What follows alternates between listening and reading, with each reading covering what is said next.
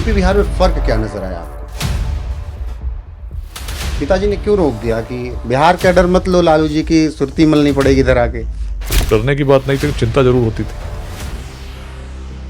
Booth लिटोरे आएंगे तो सीधे गोली मारना। जो सही है वही करूंगा, जो गलत है वो नहीं करूंगा। सांसद के बेटे जो प्रत्याशी थे उसको ही गिरफ्तार कर लिया आपने। यहां तक कि बीजेपी एमएलए तक को आपने रुला दिया। भाई तुम कोई भी हो, कहीं के भी हो, यदि कोई ईमानदार व्यक्ति है उसको झुका नहीं सकते। पटना से जब बगहा भेजे गए तो कितना चुनौतीपूर्ण रहा बगहा? उग्रवादियों के खिलाफ ऑपरेशन कितना मुश्किल था? नैतिक कर्तव्य है, मुझे यही करना चाहिए। अगर जिहाद छेड़ना है तो छेड़ूंगे, नहीं तो हम तो फिर जन्नत में जाएंगे ही नहीं। Let's inspire Bihar. मेरा बिहार होना चाहिए और बिहार को बदलने में मेरी भूमिका होनी चाहिए। एक बिहारी सब पर भारी।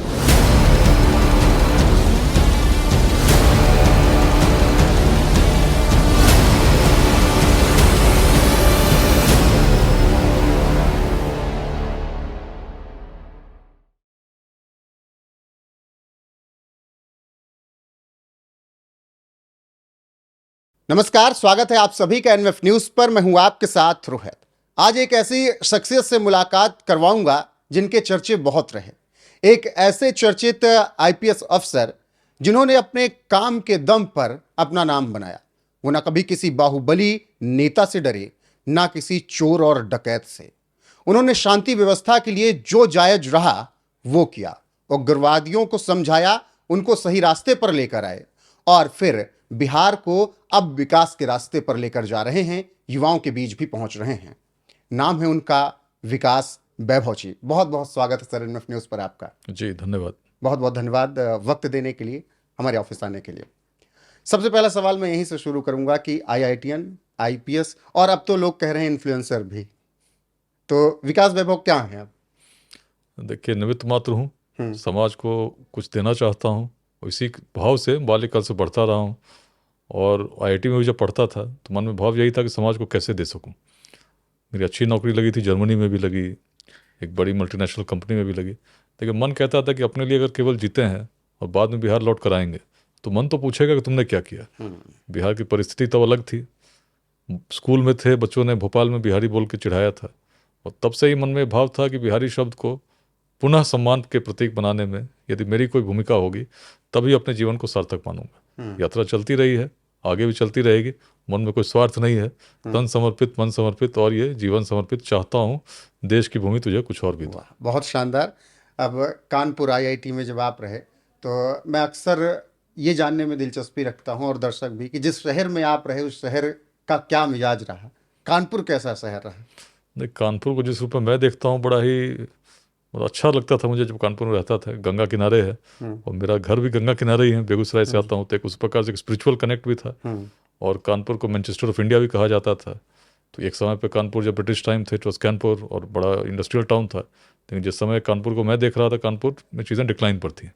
लेदर इंडस्ट्री भी डिक्लाइन पर थी और चीज़ें भी डिक्लाइन पर थी और बिहार भी उस समय डिक्लाइन पर चल रहा था। तो मन में एक भाव लगता था कि क्यों ना चीज़ें फिर से वापस ठीक हों।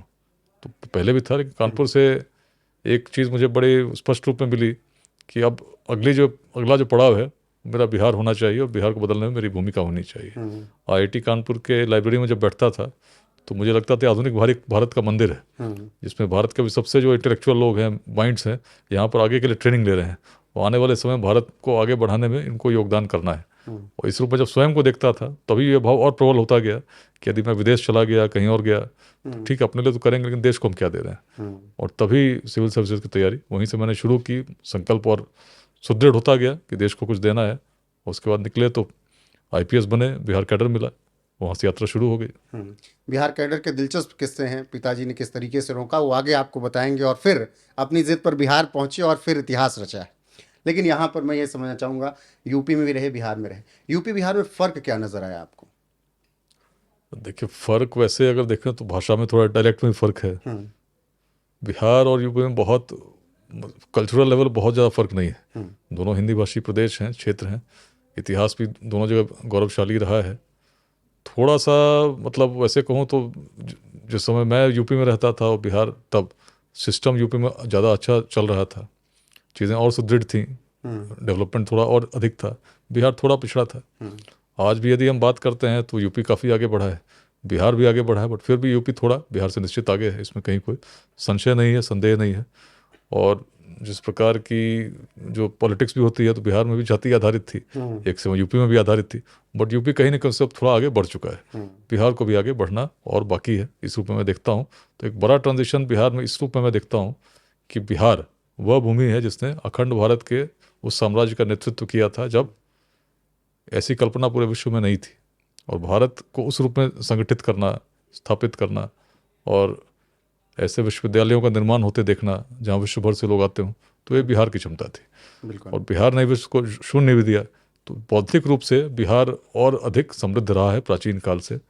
इसमें यदि वर्तमान को देखते हैं यूपी थोड़ा आगे होगा, लेकिन बौद्धिक काल से बिहार आगे रहा है, इसमें कहीं कोई संशय नहीं, कहीं कोई संदेह नहीं।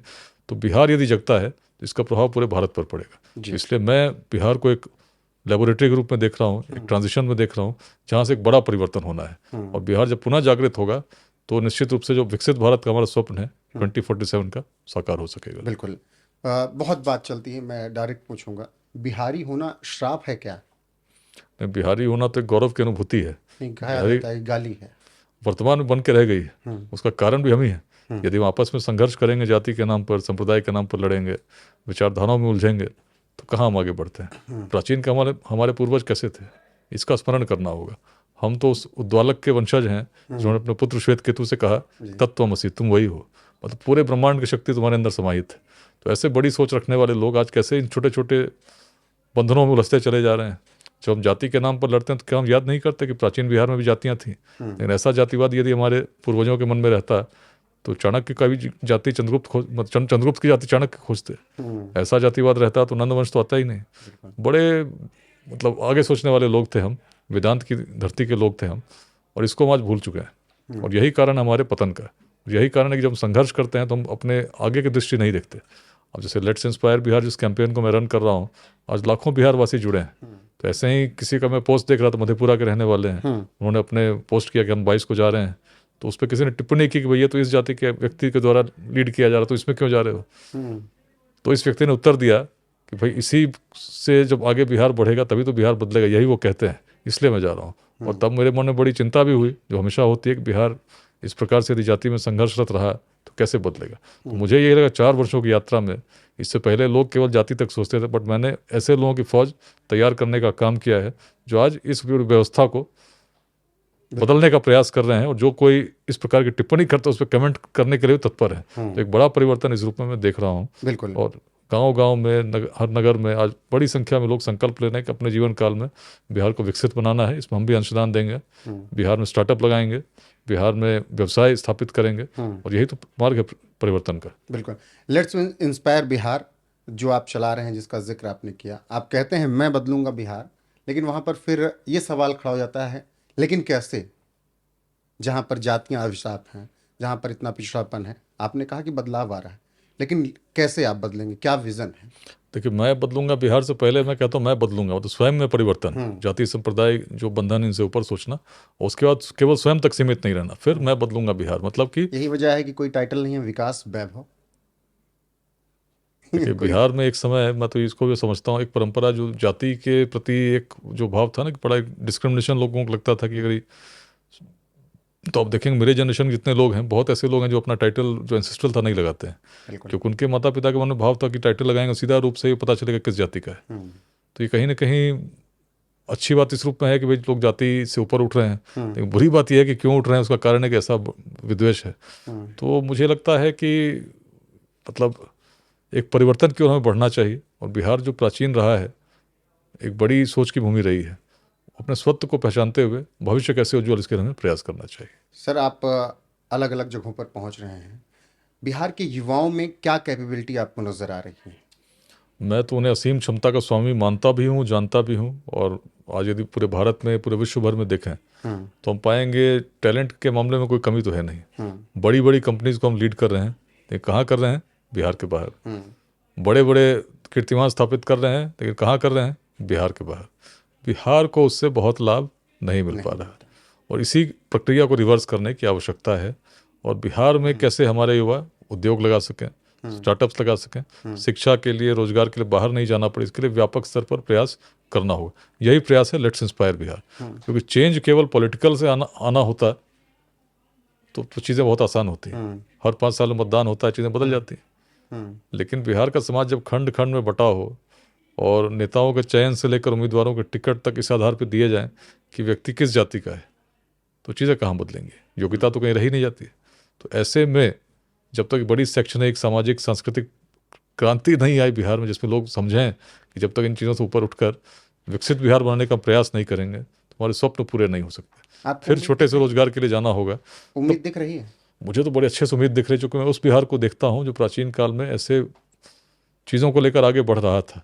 वंशज तो उन्हीं के हैं। थोड़ा सा जगाने की आवश्यकता है। कुछ समय तक सुसुप्ति की अवस्था में थे, जगेंगे, फिर से वही पुराने कीर्तिमानों को फिर गढ़ेंगे और नव बिहार बनता हो मुझे निश्चित रूप से दिख। लक्ष्य भी बड़ा स्पष्ट है, 2047 स्वतंत्रता के 100 वर्ष पूर्ण होने पे विकसित भारत में यदि सबसे महत्वपूर्ण भूमिका किसी की होगी, निश्चित रूप से बिहार की होगी। बिल्कुल, और आप जैसे लोग अगर प्रतिनिधित्व करेंगे तो निश्चित तौर पर बिहार बदलेगा।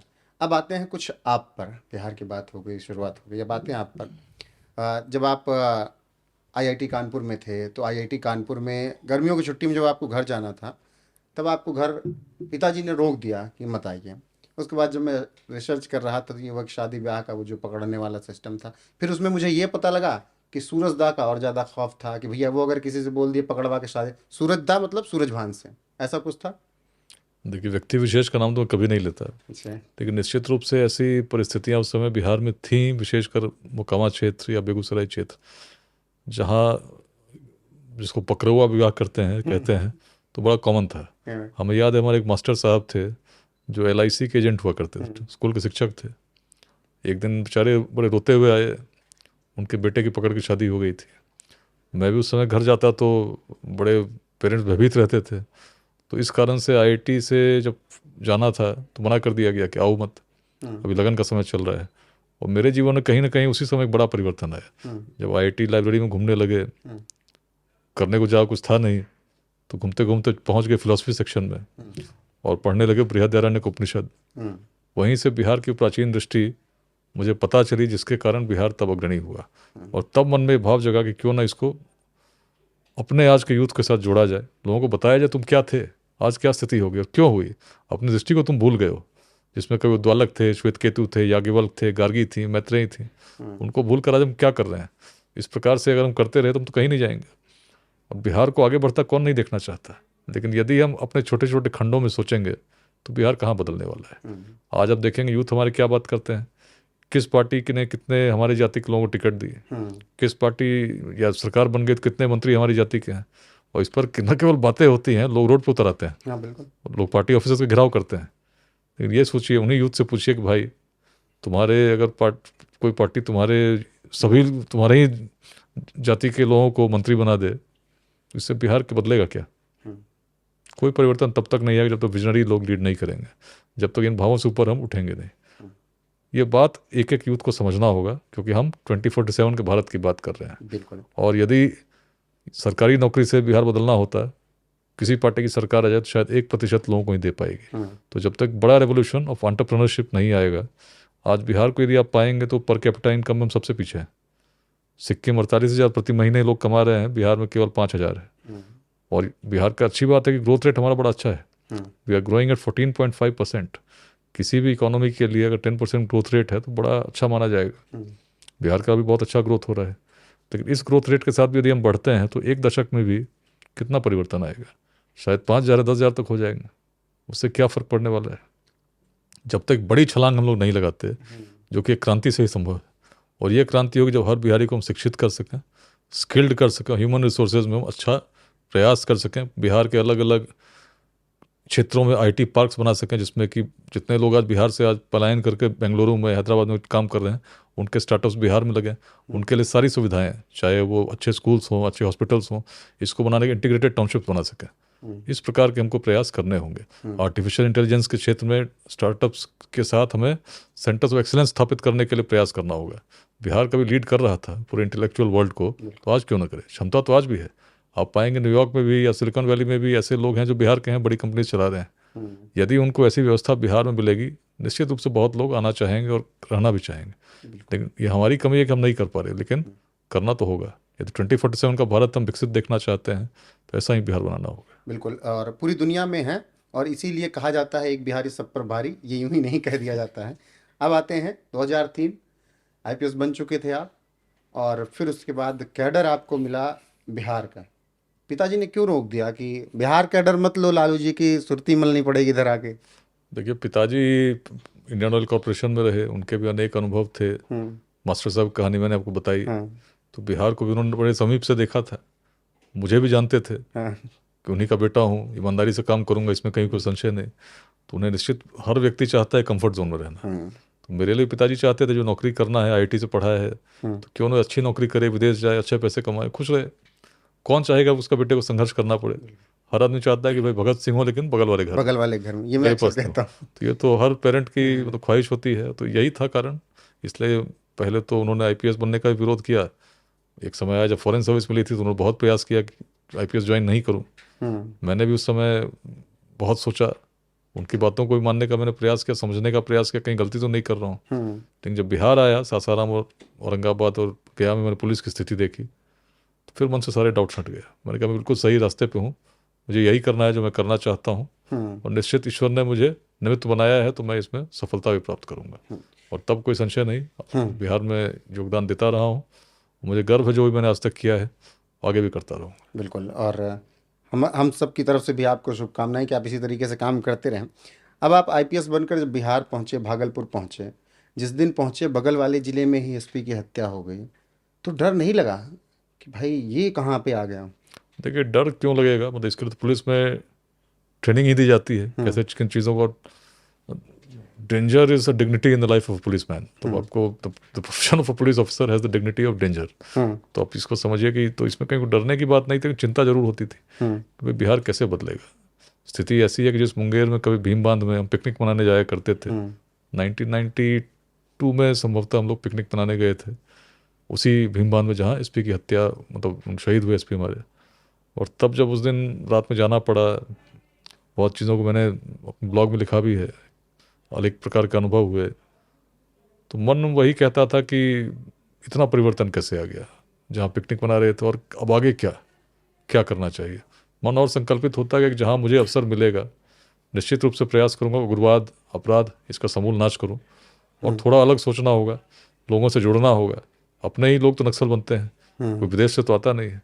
तो ऐसी क्या बात हो गई कि नक्सल बन गए, और कैसे इस मनोदशा को बदला जाए, इस प्रयास में जब लगे तो आगे जाकर बड़ी सफलता भी मिली। जिसको लोग असंभव मानते थे, ऐसे बघाव को मैंने बदलते देखा है, रोहतास को बदलते देखा है। उस समय यदि किसी से पूछते तो कोई मानता ही नहीं, कहता कि ना बदलाव तो आ ही नहीं सकता। इसी प्रकार से जब आज मैं कर रहा हूँ मेहनत, तो जितने लोग मिलेंगे आपको मिलेंगे कहेंगे क्या बेकार में आप लगे हैं, इतना जात पात है बिहार में, कहाँ बदलेगा, ऐसे नेता हैं, ऐसे लोग हैं। तो मैं तो बड़ा स्पष्ट मानता हूँ कि जो प्रयास कर रहा हूँ निस्वार्थ भाव से कर रहा हूँ, मुझे अपने लिए कुछ नहीं चाहिए। लेकिन यदि आज के युवाओं को मैं जगा सका, बड़ी संख्या में लोग जुटे, तो अभी 22 मार्च 2025 को पटना के बापू सभागार में हम लोग कार्यक्रम करने जा रहे हैं। 4 वर्ष हो जाएंगे लेट इंस्पायर बिहार। और प्रयास यही है कि अभी तक जो अभियान चला है, 24 निःशुल्क शिक्षा केंद्र हैं, 350 स्टार्टअप जुड़े हैं, 2 ऐसे हैं जिसमें 100 से अधिक लोगों को रोजगार मिलता है, चिकित्सक जुड़े हैं, 250 से अधिक फ्री मेडिकल कैंप्स लगाने, एक गतिविधियाँ चल रही हैं। लेकिन इसको मैं मानता हूँ विमान अभी जमीन पर ही है, अब टेक ऑफ करना है। टेक ऑफ का समय अब आ चुका है। अब लाखों से बढ़कर हमको करोड़ों तक जाना है। हर गांव के, हर पंचायत के, हर व्यक्ति तक पहुंचना है, और पहुंचकर प्रयास करना है कि हम बताएं बिहार तब था तो कारण उसकी सोच थी। आज भी बिहार को यदि हम बदलना चाहते हैं तो हर बिहारवासी को शिक्षित करने के लिए प्रयास करना होगा, और उद्यमिता की क्रांति के बिना परिवर्तन असंभव है। तो हर गाँव में इस इकोसिस्टम का निर्माण करना होगा, ताकि जब हमारे यूथ स्टार्टअप्स की ओर बढ़ें तो सफल हों, असफल ना हो। और इसके लिए समाज के उस हर वर्ग को जो आज सफल है, हर बंधन से ऊपर उठकर योगदान करने के लिए प्रेरित करना होगा। बिल्कुल। सबसे पहले दर्शकों को बता दूं कि आगे अभी जो कहानियां किससे सुनने को मिलेंगे, आपको यकीन नहीं होगा कि इतने सौम्य और सरल आवाज़ में बोलने वाले शख्स इतने कड़े मिजाज के कैसे हो सकते थे। सर पहले ये बता दीजिए, क्योंकि आगे कहानियां बहुत, अभी दर्शकों को उम्मीद नहीं होगी कि इतने सरल और सौम्य आईपीएस इतने कड़क कैसे रहे होंगे। देखिए, मतलब कड़क होने के लिए कोई ऐसा उत्पातित होना आवश्यक नहीं। वैसी ऐसा नहीं कि अब गाली देना है, किसी को कुछ कहना है तो सब आवाज कड़क हो भी गए। इतनी सुरीली, मतलब तो एक सीधी आईपीएस की इतनी सुरीली आवाज, मतलब बहुत आराम से बात करना बी है। Firm but polite. मैं तो हमेशा शुरू से यही मानता रहा हूँ कि अगर सही है तो सही है, कोई डिगा नहीं सकता। इस बात पड़े रहो, लेकिन किसी से मुझे न तो अपमानित करना है, न किसी से मेरा कोई द्वेष है, न किसी से आसक्ति है। अपना धर्म करना, अपना कर्तव्य करना है। तो मैं जहाँ भी रहा हूँ, यदि कोई चुनौती आई हो, यदि किसी ने प्रभावित करने का प्रयास किया हो, तो मैं तो बड़ा स्पष्ट रहा हूँ। जो सही है वही करूँगा, जो गलत है वो नहीं करूँगा। तो इसमें कहीं कोई संशय हुआ ही नहीं। प्रभावित करने का प्रयास 2005 में राघोपुर चुनाव में भी हुआ। आपने उस वक्त भी कहा कि बूथ लिटोरे आएंगे तो सीधे गोली मारना, 2 बार उनको पहले देना अल्टीमेटम, उसके बाद डायरेक्ट गोली मारना। यहाँ तक कि एक बड़े नेता थे, आपने उनको उतरने नहीं दिया, नाव से कहा आप वापस लौटिए, सब हो चल नहीं पाएगा इधर। देखिए, बिहार बदलने आया था तो निश्चित सी बात है जो भी निर्णय लेने होंगे तो I will take a stand, और जो सही होगा स्टैंड को लेने मेरे मन में कोई संशय नहीं, कोई भय नहीं, और आगे भी नहीं होगा इसमें। तो जो भी मैंने अभी तक किया है, तो कभी भी किसी वैसे व्यक्ति को जिनको आप कहते हैं कि बाहुबली हैं, या जिनको आप कहते हैं कि भाई बड़े शक्तिशाली प्रभावशाली हैं, तो भिड़ने में लेश मात्र भी संदेह नहीं हुआ, यदि मेरे मन में सत्य स्थापित था कि मैं जो कर रहा हूँ वो सही कर रहा हूँ। तो इसमें जो भी एग्जाम्पल्स हैं, जो भी कहानियाँ हैं, सब में मैं बड़ा स्पष्ट रहा, और मन में इसलिए कभी कोई भय नहीं हुआ। अभी कई और मेरे पास ऐसी कहानियां, भय तो नहीं दिखा जब मैं आपको पढ़ रहा था। सांसद के प्रत्याशी के बेटे को ही गिरफ्तार कर लिया आपने, सांसद के बेटे जो प्रत्याशी थे उसको ही गिरफ्तार कर लिया आपने। तो जहाँ जो उचित था, जो सही था, उसको करने में कभी चूका नहीं। बिहार में यह संभव रहता था ना, नहीं, ये आपने एग्जाम्पल सेट करने शुरू किए। देखिए, परिवर्तन तभी आता है जब ऐसे लोग जो परिवर्तन करना चाहते हैं बड़ी संख्या में कुछ प्रयास करने लगते हैं, और जब उनके मन में कोई स्वार्थ न हो, समाज को आगे बढ़ाने के लिए हर आहुति देने के लिए तत्पर हो, समाज बदलता है। तो निश्चित रूप से कुछ ऐसे प्रेरणा स्रोत व्यक्तियों को स्वयं को स्थापित करना होगा, निर्मित करना होगा, जो समाज को एक दिशा दे सके, तभी तो परिवर्तन होगा। तो मैं तो अपने आप को निमित्त बना चुका हूँ कि मैं हूँ, यही करना है, और जहाँ भी ऐसी कभी आवश्यकता हुई कि जहाँ कठोर निर्णय लेने हुए, तो सबसे पहले आप मुझे खड़ा पाएंगे। अक्सर सब जिक्र करते हैं कि विकास वैभव जी के कार्यकाल में रोहतास और बगहा बहुत शांत हुआ, लेकिन मैं इसके अलावा 2-3 जगह और देखता हूँ, चाहे वो दानापुर हो, चाहे वो राघोपुर हो। दानापुर जब आप गए तो वहाँ पर जिस तरीके से आपने माफियाओं, बाहुबलियों की कमर तोड़ी, यहाँ तक कि बीजेपी एमएलए तक को आपने रुला दिया। देखिए, जो बगहा या रोहतास की कहानी है, वो तो ऐसे परिवर्तन थे जिसको असंभव मानते थे। लेकिन सामान्य परिस्थितियों में भी कुछ ना कुछ चलता है जिसमें लोगों के मन में इस प्रकार का भाव रहता है कि पुलिस को बड़े अच्छे से प्रभावित कर सकते हैं। तो जहाँ भी रहा, मैंने ये तो बड़ा स्पष्ट कर दिया कि भाई तुम कोई भी हो, कहीं के भी हो, यदि कोई ईमानदार व्यक्ति है उसको झुका नहीं सकते। तो यदि आप ईमानदार हैं तो निश्चित सी बात आपको कोई प्रभावित नहीं कर पाएगा। और लोग समझ जाते हैं, जब उनको लगता है कि व्यक्ति ईमानदार है, कर्तव्यनिष्ठ है, तो लोग भी आपसे उसी हिसाब से बात करते हैं जिनमें उनको लगे कि ऐसा कोई बात ना कह दें जिससे हमारा कोई क्षति हो जाए। दानापुर का मैं आपको बता दे रहा हूँ कि दरअसल मुखिया जी का सिफारिश लेकर गई थी वहाँ की विधायक जो थी बीजेपी की, और बाद में सर ने जब पढ़ा पूरी रिपोर्ट तो पता लगा मुखिया जी की तो गिरफ्तारी के आदेश हैं ऊपर से, उन्होंने गिरफ्तार कर लिया और जाने ही नहीं दिया। तो ये आपने एग्जाम्पल सेट किया कि अगर आज मैंने छोड़ दिया तो कल अगर मैं बड़ी पोस्ट पे होऊंगा तो मेरे नीचे वाले भी इसी तरीके से लापरवाही करेंगे। देखिए, मैं जो सही है वही करता हूँ, और इनफैक्ट कई बार ऐसा होता है ना कि आप किसी पद पर रहते हैं तो आपको लगता है यदि मैंने ऐसा किया तो मेरी ट्रांसफ़र हो जाएगी, तो हो जाए, क्या फ़र्क पड़ता है। तो मुझे मतलब कई बार ऐसा भी रहा कि बहुत कम दिन के लिए किसी पोस्ट पर रहे, लेकिन उसके मेरे मन में कभी कोई ऐसा उस प्रकार का भाव नहीं रहा कि कितना दिन और रहना चाहिए था। भाई ईश्वर तय करते हैं कब किसको कहाँ रहना है, और जब आपने ध्येय ही बना लिया कि समाज में बड़ा परिवर्तन करना है तो हर त्याग के लिए तैयार रहना होगा। तो इसलिए किसी पद का मोह नहीं है, और जहाँ भी रहा हूँ तो अपने पूरी कर्तव्य निष्ठा के साथ पूरा योगदान देने का प्रयास करता हूँ। ट्रांसफ़र के लिए कभी टेंशन नहीं ली कि आज हो जाएगा कल हो जाएगा? बाल्यकाल से पिताजी इंडियन ऑयल में थे, ट्रांसफ़र तो होता रहता था। 7 स्कूलों में पढ़ा हूँ, बचपन से ही ट्रांसफ़र होता रहा। तो सर्विस पाने के बाद भी कहीं कोई परेशानी उस रूप में नहीं रहती। हमेशा नए परिवर्तन के, नए चैलेंजेस के लिए तत्पर रहता हूँ, तैयार रहता हूँ। तो ट्रांसफ़र से कभी विचलित नहीं होता। पटना जब गए एसपी सिटी बनकर, कुंदन कृष्णन जी के साथ काम करने का अनुभव कैसे रहा? आपके सीनियर रहे। बहुत अच्छा अनुभव रहा। उस समय तो मैं इस रूप में देखता हूँ मैं सीख ही रहा था पुलिसिंग। तो न केवल किसी व्यक्ति विशेष का नाम मैं फिर नहीं लूँगा, जी बिल्कुल। जितने भी सीनियर ऑफिसर्स थे सबसे मैंने बहुत कुछ सीखा है, और कुंदन सर से बहुत कुछ सीखा है। पटना से जब बगहा भेजे गए तो कितना चुनौतीपूर्ण रहा बगहा? पूरा विस्तार से कर समझाएं आप। देखिए, बगहा अंग्रेजों ने यूनिवर्सिटी ऑफ क्राइम कहा था। अब उससे समझ लीजिए कि कैसी चुनौती रही होगी। और पत्रकार मिनी चंबल कहते थे, ट्रेन वैसा था। बहुत लंबे समय से किडनैपिंग्स होती थी, अलग अलग गैंग्स थे जो लुंगी तक के लिए किडनैपिंग किया करते थे, कोई भी आवश्यकता हो। तो इकोनॉमी चल रही थी और लोग अब उसको अपनी नियति मान चुके थे। कहते थे कि महर्षि वाल्मीकि की भूमि है, याद कीजिए महर्षि वाल्मीकि पहले क्या थे। तो इस मनोदशा को बदलने के लिए मैंने कार्य किया।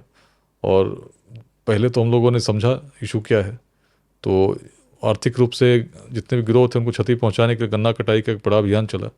पैसे सरकारी खजाने में जमा हुए, आर्थिक रीढ़ पर हमला हुआ, कुछ मुठभेड़ में मारे गए। लेकिन परिवर्तन तब आया जब मनोदशा में हमने कहा कि रत्नाकर यदि रत्नाकर ही रहे होते तो विश्व किस वाल्मीकि को जानता, क्योंकि सब लोग इसी प्रकार की बात किया करते थे। और तब जब मन की बात मन से जो मन को जोड़ती है, इसको मैंने होते देखा। और 26 गिरोहों ने सरेंडर किया। किडनैपिंग 150 प्रतिवर्ष हुआ करती थी, घटकर 0 पर आ गई थी 2008 में। और एक बड़ा परिवर्तन जिसकी कल्पना किसी को नहीं थी, मैंने साक्षात होते देखा है। उसका रोहतास भी जब गया तो उसी प्रकार से उग्रवाद से भयानक रूप से ग्रसित था। 2002 में डीएफओ शहीद हुए थे, 6 में डीएसपी शहीद हुए थे, अनेक पुलिसकर्मी प्रतिवर्ष मारे जा रहे थे। मुझ पर भी गोलियां चली सोली के उस गांव में 3 सितंबर 2008 को। तो मन बड़ा स्पष्ट था, परिवर्तन तो करना है, इसलिए मैं बिहार आया हूँ। और प्राणों पर संकट यदि आता भी तो ईश्वर निश्चित रक्षा करेंगे, क्योंकि मेरे मन में कोई स्वार्थ नहीं है। और बड़ी ऐसी चुनौतीपूर्ण परिस्थितियां रहीं, लेकिन बड़े परिवर्तन को साकार इसलिए कर सका क्योंकि लोगों का साथ मिला। और साथ इसलिए मिला क्योंकि लोगों के इतिहास को जगाने का मैंने प्रयास करते हुए कहा कि आपके पूर्वज ऐसे थे जो रोहतास किले जैसे कीर्तिमान को तब स्थापित कर सकते थे कि मुगल भी जब आए तो उन्होंने कहा दुर्ग अभेद्य है। उनके लेखक फरिश्ता ने लिखा इस दुर्ग को बल से नहीं केवल छल से जीता जा सकता है। तो आप आज क्या नहीं कर सकते। और इस भाव के साथ जिस दुर्ग पर कभी केवल काले झंडे लहराए जाते थे, 26 जनवरी 2009 को पहली बार हम लोगों ने शान के साथ तिरंगा लहराया। जहाँ चुनाव नहीं होते थे वहाँ बीएसएफ की कंपनी पर भी अटैक हुआ, लेकिन चुनाव कराने हम लोगों ने सफलता प्राप्त की। और फिर लोगों का इस प्रकार का सहयोग मिला। जब हम लोगों ने उनको टूरिस्ट गाइड बनने की ट्रेनिंग देने लगे तो कुछ लोग हंसते भी थे, भाई पुलिस ये क्या कर रही है, जहाँ टूरिज्म की कोई संभावना नहीं, वहाँ टूरिस्ट गाइड बना रहे हैं, जहाँ गोलियों से स्वागत होता हो। और उसमें लेकिन मेरे तो बड़ा स्पष्ट था कहना कि भाई मैं तो आगे की सोचता हूँ, तुम आज की देखते हो, मैं 20 साल बाद की सोचता हूँ। और यही कारण है कि मुझे दिख रहा है चीज़ें बदलेंगी। और देखिए आज का रोहतास बदल चुका है। बिल्कुल। जिन गाँवों में पहले नक्सल के अलावा कोई कुछ सोचता नहीं था, उन्हीं लोगों ने उग्रवादियों का विरोध करना शुरू किया। और ऐसा विरोध किया कि सबको सरेंडर करना पड़ गया। अच्छा, उग्रवादियों के खिलाफ ऑपरेशन कितना मुश्किल था? ऊपर चढ़ाई थी, पहाड़ों पे जाना था, बहुत कठिन था। और इनफैक्ट टेरेन की बात करें तो एक व्यक्ति यदि पहाड़ पर बैठा हो तो पूरी बटालियन को रोकने की क्षमता रखता था। तो टैक्टिक्स पर ही काम आती है ऐसी स्थितियों में। आपको प्लान करना पड़ता है किस रूट से जाएंगे। चुनाव कराना अपने आप में सबसे बड़ी चुनौती थी मेरे जीवन की, कि जब मालूम है कि उग्रवादी ऊपर बैठे हैं और वहीं जाके चुनाव कराना तो कैसे कराया जाए। अब सहज रूप से समझ सकते हैं कि 1500 फीट की ऊंचाई पर आपको जाना हो और चुनाव भी कराना हो, और तब जब वहाँ ऊपर वाला तैयारी में बैठा हो कि आपकी क्षति करेगा तो कितना चुनौतीपूर्ण होगा। गर्मी का मौसम हो, ऊपर पानी ना हो, तो आपको ड्रिलिंग मशीन लेके जानी ताकि चापाकल लगा सकें। बड़ी संख्या में फोर्सेस को रुकना भी है। लेकिन हम लोगों ने ये किया, एक ऑपरेशन चला और उसमें इलेक्शन में 3 रास्तों से फोर्सेस चढ़ी। जब पहली फोर्स एक रास्ते पर जाकर डोमिनेट कर सकी तब बाकी हमारी पोलिंग पार्टीज गई, हेलीकॉप्टर्स आए, उस ईवीएम हम लोगों ने उसी से भेजा और उस प्रकार से मॉनिटरिंग हुई कि पूरे फोर्सेस गई और सुरक्षित वापस लौट के आई। आपने रोहतास और बगहा में जिस तरीके से ऑपरेशंस चलाए, उग्रवादियों को वहाँ से ख़त्म किया, नस्लवादियों को ख़त्म किया, यही वजह रही कि आपसे बैर हो गई तमाम विधायकों की? विधानसभा में आपके खिलाफ प्रस्ताव ला दिया गया, 55 विधायक आपके विरोध में हो गए कि हटाया जाए इस एसपी को। देखिए बहुत सारी चीज़ें पब्लिक डोमेन में है, उस पर बहुत विशेष बोलने की आवश्यकता नहीं है। मैं तो यही कहना चाहता हूँ कि यदि आप सत्य के साथ चलते हो तो चुनौतियाँ आती हैं, लेकिन चुनौतियाँ कभी भी आपको तब तक विचलित नहीं कर सकती जब तक आप बिल्कुल आपका आधार बड़ा स्पष्ट हो। यदि आप सुदृढ़ है, मन में संकल्प स्थापित है, तो आप विचलित नहीं होंगे। चीज़ें आएंगी, कुछ समय तक उद्वेलित आप होंगे, परेशानी आती है, लेकिन लंबे समय में आप निश्चित रूप से सफलता के साथ आगे बढ़ते जाते हैं। जिन विधायकों ने विरोध किया उनमें जेडीयू और बीजेपी के जो थे, उनको नीतीश कुमार बुलाते हैं, कहते हैं अगर विकास वैभव को परेशान किया तो मैं रिजाइन कर दूंगा। लेकिन फिर वही पब्लिक डोमेन में बहुत चीज़ें हैं, आप भी जानते हैं, इस पर टिप्पणी क्या करूँ। अच्छा, बगहा में आपने ऐसा काम किया, चौराहा सड़क सब बन गया, इतना प्यार जब मिला तब सुकून मिला कि जो उस दिन फैसला लिया था 2003। बड़ा भावुक क्षण था जब लोगों ने उस प्रकार से चौराहे का, तो मैंने तो मना भी किया, तो इस प्रकार से मत कीजिए, लेकिन लोग कहाँ मानते हैं। तो फिर मैंने सबको आभार व्यक्त किया, या उस प्रकार से कहें तो आज भी आभारी हूँ। ऐसा भी देखने को मिला जिसकी कल्पना कोई नहीं कर सकते। और कहीं ना कहीं मन में तब से एक प्रेरणा मिलती है कि जीवन में कुछ ऐसा ना करूं जिससे, जो जैसे मान लीजिए IIT कानपुर ने जो अवार्ड दिया ईमानदारी के क्षेत्र में दिया, तो एक तो बड़ी चुनौती बन जाती है कि जिस चीज़ के लिए अवार्ड मिला उसमें कभी कोई दाग ना लगे। तो जिन लोगों ने जिस विश्वास के साथ इस प्रकार से सम्मानित किया है, तो मेरे कारण, मेरे किसी आचरण के कारण कभी क्षुब्ध ना हो, इस प्रकार का आदर्श मैं स्थापित करता रहूं, यही ईश्वर से प्रार्थना करता हूँ। इंडियन मुजाहिदीन के मॉडल को कैसे क्रैक किया आपने? इन्वेस्टिगेशन। मतलब कितना कठिन था, या फिर? इन्वेस्टिगेशन बड़ा कठिन था। इन्वेस्टिगेशन, एक बड़ी टीम लगी हुई थी और टीम ने सभी जड़ों को समझा, लोग प्रोसिक्यूट हुए, पकड़े गए, और जब नेटवर्क तहस नहस हुआ तो रिजल्ट सामने था। यासीन भटकल जब पकड़ा गया तो उससे कुछ बातचीत हुई आपको? कोई जाहिर सी बात है, इन्वेस्टिगेटर मैं हूँ तो बातचीत तो होगी। कुछ ऐसा जो आप? तो निश्चित रूप से टेररिज्म को समझने में बहुत क्लोजली मैंने देखा लोग टेररिस्ट कैसे बनते हैं, मनोदशा कैसे बदलती है, और रेडिकलाइजेशन से निपटने के लिए क्या करना चाहिए, स्थानीय पुलिस को क्या करना चाहिए, समाज में किस प्रकार से व्यवस्थाएं होनी चाहिए, इस पर बहुत कुछ सीखने को मिला। सर, उसका दिमाग समझ पाए आप कि वो क्यों इस तरीके से अपने ही देश में रह के अपने ही देश का दुश्मन बन गया? देखिए, इसमें मतलब होता है ना, जो बातें ग्रंथों में लिखी हैं या उसको आप किसी अलग तरीके से इंटरप्रेट करते हैं, कुछ वैसी ही बात है, आपको लगता है जो हम कर रहे हैं वही सही है। तो जब उसको आपको लगता है कि भाई ऐसा लिखा हुआ है और ये करने से मेरा भला होगा, तो व्यक्ति करता है। तो जो भी कोई टेररिस्ट करता है उसको कहीं थोड़ी लगता है कि मैं गलत कर रहा हूँ, उसको लगता है भाई तो मेरा नैतिक कर्तव्य है, मुझे यही करना चाहिए, अगर जिहाद छेड़ना है तो छेड़ूंगे, नहीं तो हम तो फिर जन्नत में जाएंगे ही नहीं। तो ये इस प्रकार के भाव से जब उसको लगता है गजवाए हिंद चल रहा है उसमें मैंने भाग नहीं लिया, तो ऐसा ही कुछ मनोदशा में जितने टेररिस्ट हैं वो दिग्भ्रमित होते हैं, उनको उनके आका लोग जो है ट्रेन करते हैं, उनको माइंड वॉश करते हैं। लेकिन बाद में बहुत सारे ऐसे लोग होते हैं जिनको लगता है कि नहीं हमने गलत किया, उस समय हमारे यूथ का जो समय था उसको हमने बर्बाद कर दिया, यदि सही दिशा में करते तो हम भी कुछ अपने जीवन के लिए, अपने परिवार के लिए अच्छा कर सकते थे। तो रेडिकलाइजेशन एक स्टेज होता है जो यूथ में आ सकता है, लेकिन इसमें हमें रोल है सोसाइटी का कि हम समझाएं कि देखो कि बहुत सारे स्वार्थी तत्व हैं, एक पड़ोसी राष्ट्र भी चाहता है कि ऐसे यूथ हमारे इन चीज़ों में आगे बढ़े और भारत का नुकसान करे, तो अपने शत्रुओं से हमें सचेत रहना होगा। जी, एक तरफ आप 2047 में बिहार और देश को आगे ले जाने की बात करते हैं, उसी तरफ 2047 में एक प्लान और बिहार में चलता है, फुलवारी शरीफ से हो चाहे जहाँ से हो, जो गजवाए हिंद का आपने बात किया। तो इन दोनों के बीच में जो चीज़ें पैरेलल चल रही हैं, उसमें से कैसे आप रोकें कि उधर बच्चे ना जा पाएं? देखिए, इसमें सबको लगना होगा, सरकार की तो अपनी भूमिका है ही है, इस समाज में भी हर कम्युनिटी के लोगों को समझना होगा और समझाना होगा। जो अपने यूथ अगर लगता है मिसगाइड हो रहे हैं तो उसको कैसे हम सही दिशा में ले जा सकें। तो आसान तो नहीं है, लेकिन इसमें हम लोग प्रयास करेंगे, निश्चित रूप से सफलता मिलेगी। सर, नाम भले मत बताइएगा, लेकिन कितने बाहुबलियों को फ़ोन आए आपको धमकी के कि कल उठवा लूंगा, परसों उठवा दूंगा, मरवा दूंगा? नहीं, ऐसा कभी नहीं आया। कभी नहीं हुआ? उग्रवादी एक आध बार कभी किसी ने फ़ोन किया होगा, क्रिमिनल्स ने फ़ोन किया होगा, क्रिमिनल्स का फ़ोन आता था कि भाई मेरे क्षेत्र में छोड़ दीजिए, जब तक आप हैं मैं कुछ नहीं करूँगा, ऐसा। नेताओं में डर था कि पता लगे धमकी दी 2 घंटे में गिरफ्तारी हो जाए। हाँ, तो इसलिए ऐसा, मतलब ऐसा कभी लोग जान जाते हैं आपको भाई आप क्या करना चाहते हो, व्यक्ति किस मिट्टी का बना है लोग समझ जाते हैं, तो अपने आप फिर वैसा ही होता है। सबसे कठिन जिला कौन सा रहा आपके लिए काम करने के लिए? रोहतास सबसे कठिन था इस रूप में कि प्राणों पर संकट सबसे गंभीर वहीं था। अब आते हैं प्रेजेंट टाइम में, यात्री मन अब क्या चाह रहा है? भाई अब क्या, पहले से जो चाहता हूँ आज वही चाहता हूँ, अपने जीवन काल में विकसित भारत को देखना चाहता हूँ, और तभी संभव है जब बिहार विकसित हो, तो बिहार में अपना सर्वस्व निछावर करके बिहार को एक विकसित प्रदेश के रूप में देखना चाहता हूँ। और आज भी जो समय है उसी के लिए दे रहा हूँ, आगे भी देता रहूँगा। सर, ये तमाम सोशल मीडिया में सर्च कर रहा था, कहा जा रहा था कि लेट्स इंस्पायर बिहार के माध्यम से प्रचार चल रहा है और विधानसभा चुनाव सामने है, माननीय बनने का ख्वाब है? नहीं, तो लोकसभा चुनाव से पहले भी लोग बोलते थे, अभी भी बोलते हैं, और जिसको जो कहना है कहने दीजिए, मैं प्रभावित नहीं होता है। मैं अपने माध्यम से अपने स्पीड में चल रहा हूँ, मेरा लक्ष्य है 2047 तक एक विकसित बिहार देखूँ। अभी ये तभी संभव मैं देखता हूँ जब लोग जुड़ेंगे और जाति संप्रदाय के बंधनों से ऊपर एकत्रित होंगे बिहार को आगे बढ़ाने के लिए। पॉलिटिकल चेंज से मैंने जैसे पहले भी कहा, बिहार नहीं बदलने वाला है जब तक समाज में बड़ा बदलाव नहीं है। तो मैं बड़े प्रयास में लगा हूँ। बिहट मेरा गांव का नाम भी है, तो कहीं ना कहीं उसका भी असर है। जैसे आपने नाम की बात कही, तो बृहट तट गंगा का बड़ी सोच को दर्शाता है, वहीं से मैं आता हूँ, मुझे देखता हूँ कि एक बड़ा परिवर्तन बिहार में हो, इसके लिए मुझे प्रयास करना चाहिए, इसी में लगा हुआ हूँ। सर किसी पार्टी ने ऑफर दिया 24 के लोकसभा में अभी तक क्या जाइए हमारी तरफ? जब मेरा ध्येय ही नहीं है, मैं तो अलग। नहीं, पार्टियां तो प्रयास करेंगी ना कि एक ऐसा आईपीएस आ जाए जो छवि का अच्छा है, जिसको हम भुना पाए।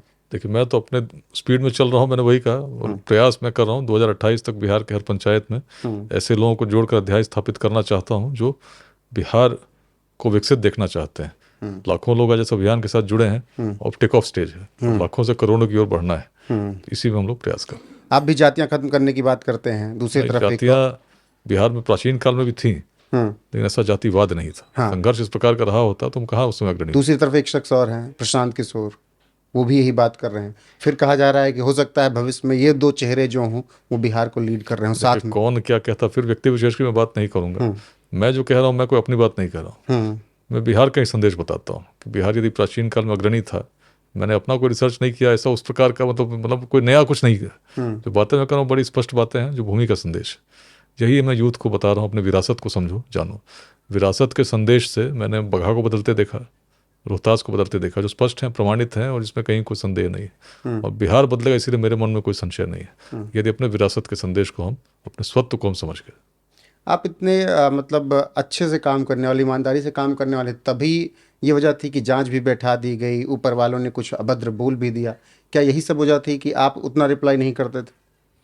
देखिए, स्पष्ट सी बात है कि कई बार जो कुछ अच्छा काम करने चलते हैं तो बहुत लोगों को लगता है क्यों हो रहा है, स्टेटस को सब लोग देखना चाहते हैं, है ना। तो चुनौतियां जीवन में आती हैं, लेकिन विचलित नहीं होना है। यदि आप कुछ बड़ा करना चाहते हैं तो निश्चित है कि हर त्याग के लिए भी तत्पर रहना होगा। कई बार ऐसी परिस्थिति आएगी जब आप बड़े विचलित होंगे, ऐसा लगेगा कि कुछ बड़ा समय ठीक नहीं चल रहा है। विचलित ना हो, चीज़ें अपने आप बदलती हैं। जीवन में मैंने कई ऐसे क्षण देखे हैं जब ऐसा हुआ, लेकिन आगे जाकर यात्रा ठीक रही। मन में कोई स्वार्थ रहे तब ना कुछ आपका कोई बिगाड़ सकेगा। जब मन में स्वार्थ नहीं है, देश के लिए, समाज के लिए सर्वस्व अर्पित करने का निर्णय व्यक्ति ले चुका हो, तो ऐसे व्यक्ति का कोई क्या बिगड़ेगा। डीजी मैम ने फोन करके नहीं कहा गलती हो गई थी? देखिए, जो चीज़ें पब्लिक डोमेन, उस पर फिर से मैं कोई नहीं, मैं दोबारा वाले पूछ रहा हूँ, वो तो आपने बताया ये सब चीज़ें, मैं आगे पूछ रहा हूँ, उनको अपने ऊपर ग्लानि नहीं हुई कि ऐसा नहीं बोलना चाहिए? देखिए, इसमें जो कुछ चीज़ें हैं उसमें उसका उत्तर नहीं हो सकता। मतलब जो बातें पब्लिक डोमेन है, पब्लिक डोमेन में है। इतिहास के आप स्टूडेंट, इतिहास बहुत लगाव भी रहा आपका, तो जो प्रेजेंट टाइम में इतिहास की बातें जब चलती हैं, कहा जाता है कि इतिहास तोड़ मरोड़ कर इस देश का पेश किया गया, वो चाहे मुगलों के टाइम हो या आज़ादी के बाद जो शिक्षा मंत्री रहे वो सब रहे। आपको लगता है कि देश के इतिहास को हाईजेक किया गया? नहीं लगता है या नहीं लगता वो बात अलग है, लेकिन निश्चित रूप से कुछ गड़बड़ तो हुई है। बहुत सारी चीज़ें जो हमें बताई जानी चाहिए थी, बताई नहीं गई। उसका उद्देश्य भले जो भी रहा हो, तो इतिहास को राजनीति से प्रेरित नहीं होना चाहिए। जो सच्चाई है वो बताई जानी चाहिए। यदि किसी काल में हम पर विदेशी आकर आक्रमण कर सके, हमें हरा सके, तो उसके कारण थे। जब भी हम शोध करेंगे, उनको पढ़ेंगे, तो पाएंगे कहीं ना कहीं कोई भारतीय व्यक्ति ही था जो उनको प्रश्रय दे रहा था, उनको आमंत्रित कर रहा था, तभी हम पराजित हुए। आज भी अपने समाज में हम खंड खंड में बटे रहे, तो निश्चित रूप से समाज के पतन की संभावनाएं बनी रहती हैं। तो इतिहास से हमें सीखना होगा। जहाँ भी हम पराजित हुए या जहाँ भी हम पतन की ओर उन्मुख हुए, तो कारण भी हम स्वयं ही थे, कोई विदेशी नहीं था। विदेशी आए जरूर, लेकिन यदि हम पराजित हुए इसके कारण हम लोग स्वयं आपस में थे। तो यदि हम आपस में संगठित नहीं रहेंगे, आपस में संघर्ष करेंगे, तो आने वाला भविष्य भी सुखद नहीं होगा। तो ये बात सब हर व्यक्ति को समझना पड़ेगा। आज हम एक स्वतंत्र राष्ट्र हैं, लेकिन जब संघर्षों में उलझते हैं तो मन में बड़ी पीड़ा होती है, और तब लगता है यदि प्राचीन काल के उस भारत के स्मरण हम नहीं करेंगे तो कैसे आगे बढ़ेंगे। बिल्कुल सर, लेकिन ये भी कहा जाता है कि जब आए, मुगल आए, तभी इस देश ने पहनना और खाना सीखा अच्छे से। इसमें कितनी सच्चाई हो जाती? देखिए, सब बहुत ही मतलब इसको तर्क विहीन बातें कही जा सकती हैं। ऑक्सफोर्ड और कैम्ब्रिज से पहले हम लोगों ने नालंदा और विक्रमशिला को स्थापित किया था, जी बिल्कुल, जिसमें विश्व भर से लोग पढ़ने आते थे। विश्व को हम लोगों ने शून्य दिया, तो भाई दूसरे आदमी हमको आके क्या सिखाएंगे। हमारी संस्कृति इतनी समृद्ध रही है, आप रामायण को पढ़ेंगे तो आप पाएंगे जो सुग्रीव बता रहे हैं कि भाई कौन कहाँ खोजने जाए, तो जब बातें होती हैं तो साउथ अमेरिका की भी बातें हो रही हैं। पेरू के आसपास के एक प्रतीक की बात होती है जो वहाँ पत्थरों पर अंकित हैं। किसने बनाया ये साउथ अमेरिका वाले भी नहीं जानते। तो आप समझ सकते हैं हमारी सोच और जानकारी कहाँ तक थी। तो एक बहुत प्राचीन संस्कृति हमारी रही है, वेदांत की संस्कृति रही, इसकी सोच में ही था कि हर व्यक्ति में ईश्वर का तत्व, और इसलिए हम बड़े सहिष्णु रहे। संघर्ष कभी उस रूप में, इस रूप का नहीं हो सका जो राष्ट्र को खंडित कर सका। हर प्रकार के विचारधारा के लोग चलते रहे, इसलिए आज हिंदू मुस्लिम सभी सिख ईसाई सभी एक साथ चल रहे हैं। ये भारत की प्राचीन संस्कृति है, और इसीलिए भारतीय संस्कृति में असहिष्णुता कहीं नहीं है। और ये सब बातें नहीं है कहीं कोई आया और किसी ने सिखा दिया, तो हमारा इवोल्यूशन है। और इस निश्चित सी बात है, जो भी हमारे साथ आए, जो इस देश में बसते, सबसे हमने सीखा, और संस्कृति और समृद्ध होती गई। यदि ये कोई कहे कि हाँ संस्कृति और समृद्ध हुई, तो निश्चित सी बात है जो नई चीज़ें हैं उनको हम लोगों ने सीखा। ऋग्वेद में तो कहा ही गया है, आनो भद्रा कृत्वा यंतो विश्वतः। नई चीज़ें कहीं से भी आए, अच्छे विचार कहीं से, उसको हमको अपनाना चाहिए। लेकिन कोई ये कहे कि हमने आया, हमने ज्ञान दिया, तो अंग्रेज भी तो यही कहते हैं कि हमने आया सिविलाइज किया। कहाँ की बात है भाई? हम तो सबसे सिविलाइज, हमसे सिविलाइज कौन था जो नालंदा और तक विक्रमशिला में पूरे विश्व को ज्ञान दे रहे थे? तो हमें अपने स्वत्व को समझना होगा, और इस प्रकार की जो बातें हैं ये सब संघर्ष कराने वाले लोग करते हैं, इससे ऊपर उठना होगा। सहयोग की भावना के साथ ही हम आगे बढ़ सकते हैं। एक सवाल और मेरा इतिहास से, मराठा साम्राज्य के बारे में। देखिए, जब भी कभी अत्याचार होता है तो भारत की परंपरा रही है, संस्कृति रही है कि कोई ना कोई उत्पन्न होता है उस अहंकार को, सत्याचार को नष्ट करने के लिए। तो जब मराठा साम्राज्य की बात करते हैं, उसमें हम लोग सिख धर्म को भी देखते हैं। पंजाब में भी एक प्रकार का विद्रोह चल रहा था, और सबके अंदर प्रयास यह था कि भारत की जो मूल अस्तित्व है, जिसमें सर्वधर्म संभाव है, उसको हम पुनः स्थापित कर सकें। और यदि हम मुगल साम्राज्य की बात करेंगे तो उस समय हम, जो मेरा दृष्टिकोण है, यदि उसका अंत हुआ है तो उसका कारण यही था कि उस समय जो सर्वधर्म संभाव की जो भारतीय परंपरा रही है उसका हनन होने लगा। यदि नहीं हुआ होता तो हो सकता है बहुत लंबे समय तक और चिरस्थायी रूप में मुगल साम्राज्य स्थापित रहता। लेकिन जब इतना उस रूप में जब हनन होने लगा तो निश्चित विरोध हुआ, और जब विरोध हुआ तो साम्राज्य की जड़ें कमज़ोर हो गई। और आप देखेंगे 1707 में जब औरंगजेब नहीं रहे, उसका बहुत समय नहीं लगा, और जिस काल में जो मराठा साम्राज्य का उदय हो रहा था, अपनी सफलता को प्राप्त करने लगा। लेकिन फिर कहीं ना कहीं जाके जहाँ पहुँचना था वहाँ हम पहुँच नहीं सके, अंग्रेज आए, और जो हमारे आपसी जो वैमनस्य था, आपसी द्वेष था, उसके कारण हम फिर से पहले मुगल राज कर रहे थे, फिर अंग्रेज राज करने लगे। तो कहीं ना कहीं भारतीयों को समझना होगा कि यदि आपस में हम लड़ेंगे भिड़ेंगे जाति के नाम पर, संप्रदाय के नाम पर, तो भारत का कल्याण इसमें निहित नहीं है। तो हमें सहिष्णुता के साथ सबको लेकर मिलाकर ही बढ़ने में भारत की उन्नति होगी, और यही भारत के उज्ज्वल भविष्य का भी रहस्य है। बिल्कुल सर, और मैं चाहता हूं कि आप आईपीएस की या जो भी ऐसी तैयारी करने वाले यूपीएससी के स्टूडेंट्स हैं, उनके लिए अगर आप संदेश दे पाएँ, क्योंकि आजकल डिप्रेशन बहुत हावी हो गया है। उसमें धैर्य के साथ आपको तैयारी करनी होगी। आसान परीक्षा नहीं है, लंबी परीक्षा है। तो उसके क्वेश्चन पेपर्स को आप देख लीजिए कि एग्जामिनर क्या पूछना चाहते हैं, उसके अनुकूल तैयारी करेंगे तो आप भटकेंगे नहीं। रिसोर्सेज तो बहुत हैं, बहुत कुछ पढ़ सकते हैं, लेकिन सही चीज़ों को आप पढ़ेंगे और तभी उससे सफलता मिलेगी, इसमें कहीं संदेह नहीं रहेगा। सर, बिहार चुनाव है, तो अगर आप बिहार से हैं तो चुनाव पर एक सवाल जरूर, क्या देख रहा है बिहार अब की?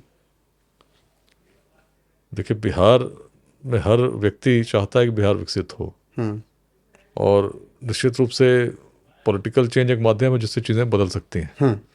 और जिस समय मैं देखता हूँ तो लोग इस बार जब वोट करेंगे बहुत कुछ सोच समझ के वोट करेंगे। देखते हैं नीतीश जी ही रहेंगे या कोई और? इसमें पॉलिटिकल प्रश्नों को मैं क्यों उत्तर दूँ, ये मेरा काम ये तो है नहीं। अच्छा, दोनों राज्य में क्या फ़र्क दिखा आपको, लालू और नीतीश में? देखिए, फिर बहुत सारी चीज़ें पब्लिक डोमेन में आप भी जानते हैं। बिहार बदल रहा है, चीज़ें बेहतर हुई हैं। आज ग्रोथ रेट भी 14.5% है, क्राइम पे काफ़ी कंट्रोल हुआ है। तो पॉलिटिकल चीज़ों पर तो मैं कोई कमेंट करूंगा नहीं, लेकिन बिहार बदल रहा है, संभावनाएं अनुकूल हैं, लेकिन एक लंबी छलांग लगाने की आवश्यकता है। मौजूदा दौर देख के भारत का भविष्य कैसा दिख रहा है? यदि बिहार में हम जाति संप्रदाय के बंधनों से ऊपर उठकर उद्यमिता की क्रांति लाने में सफल हुए, निश्चित है कि भारत विकसित हो जाएगा 2047 तक। सर, मेरा हमेशा ये सवाल रहता है कि इतने बच्चे बिहार से निकलते हैं जो कि तैयारियां करते हैं, आईएएस आईपीएस बनते हैं, बिहार वापस लौटना नहीं चाहते हैं, उनमें से 80-90% तो क्या यही कारण है कि बिहार पीछे रह जाए? अगर वो लौटना शुरू कर दें आप जैसे, अगर मैं कह रहा हूँ 10 में से 2 भी लौट जाएं तो बदलेगा? देखिए, उसके लिए हमें अनुकूल परिस्थिति का निर्माण करना होगा, जिसमें बिहार में अब हर व्यक्ति इतना निस्वार्थ तो नहीं हो सकता है। जी बिल्कुल। तो उसमें हमें देखना होगा कैसे हम व्यक्ति को वैसा एटमॉस्फेयर दे सकें जिसमें अपने लिए भी धनोपार्जन कर सकें, परिवार भी उनका अच्छे से रह सके, और best of whatever is available in the world is available to him और हर इन बिहार। इसके लिए हमको तैयारी कर, तभी तो हम 2047 के विजन की बात कर सकते हैं। तो कमियां हैं बिहार में, उसको सुदृढ़ करते हुए आगे बढ़ना होगा। ठीक है, अब एक बिहारी होने के नाते सवाल कि जब मन करता है कुछ खाने का अच्छा तो क्या खाते हैं आप? मन करता है अच्छा, मुझसे आप पूछेंगे हंसी भी आएगी। मैं सबसे पसंद खिचड़ी है। खिचड़ी हर शनिवार को खाता हूँ, बाकी बुधवार को भी खाता हूँ, अच्छा लगता है। जैसे हम लोग बिहार चुनाव कवर करने गए अभी लोकसभा में, तो दाल चावल और भुजिया, मैं यूपी से हूँ तो मुझे तो पता है, लेकिन और जो बाहर के मेरे इधर के लोग थे, दाल चावल भुजिया सबको पसंद आ गई, ऊपर से घी। आपको भी पसंद है?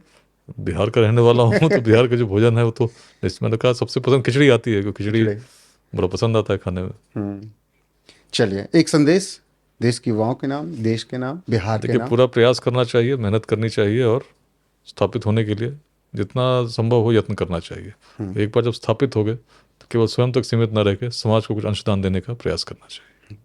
बहुत बहुत शुक्रिया सर आपका जुड़ने के लिए और इतनी सौम्यता से बात करने के लिए। और मुझे लग रहा है दर्शक लगातार कमेंट में ही पूछेंगे कि एक आईपीएस इतना सौम्य कैसे हो सकता है। धन्यवाद। क्योंकि एक कड़क अफसर देखा जाता है उन सब में। तो बहुत बहुत धन्यवाद। मैं उम्मीद करूंगा कि आप जो काम कर रहे हैं, लेट्स इंस्पायर बिहार, या आगे बढ़कर लेट्स इंस्पायर इंडिया हो, और आप यूं ही युवाओं को मोटिवेट करते रहें। बहुत बहुत शुक्रिया सर। तो अब आपको ये चर्चा कैसी लगी, ये बातचीत कैसी लगी, बताइएगा जरूर, और बने रहिएगा हमारे साथ। किसी और दिन किसी और शख्सियत से यहीं पर मुलाकात करवाऊंगा। तब तक के लिए नमस्कार।